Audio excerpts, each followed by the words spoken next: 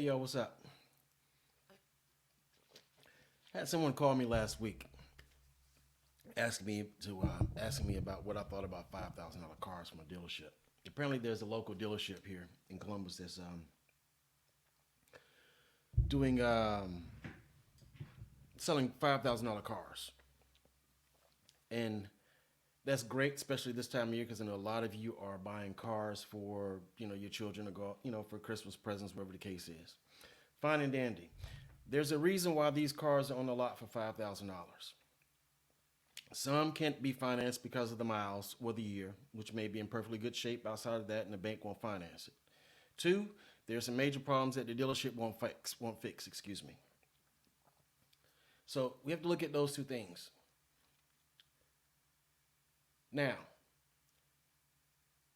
there's nothing wrong with buying these $5,000 cars from dealerships. But keep in mind, most of those cars, excuse me, all of those cars are going to be, especially in the state of Georgia, most likely as is, which means that you're buying them as they are. Dealership is not obligated to fix anything. And you sign that before you leave the dealership. So if said $5,000 vehicle uh, breaks down 2 minutes after you pulls off the lot and it breaks into 50 pieces, you own all 50 pieces. Okay? The dealership is not required to do anything for you if that car breaks down. That's why you sign all those documents to protect them. It's not for your protection, it's for the dealership's protection.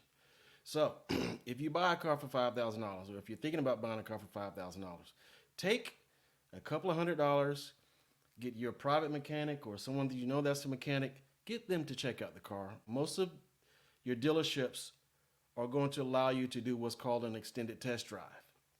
And you can be honest with them. Tell them you're going to get it checked out before you make a $5,000 mistake. Most of them, reputable dealers are going to say, okay, well, here you go. Let me have your license and proof of insurance, and you can take the car and get it checked out. This is when you need to have it back. If you do not do that, and you buy a $5,000 car, and that son of a gun breaks on you, you have no recourse. So don't go up to the dealership acting an ass because you felt like you've been taken advantage of. You bought a $5,000 car. There's a reason that car is $5,000. Okay? Call your salesperson. Let them know what's going on.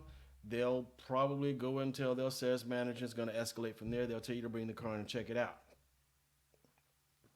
Just because they tell you to bring it in and check it out does not mean that they're going to fix it. I repeat, just because they tell you to bring it in so they can look at it does not mean that they will fix said vehicle. It just means they're going to look at it and tell you what's wrong with it. 9 times out of 10, they already know what's wrong with it because they've done the diagnostic on the car and they've come to the conclusion that they're not going to fix that expensive problem. That's up to you whether or not you want to take that car.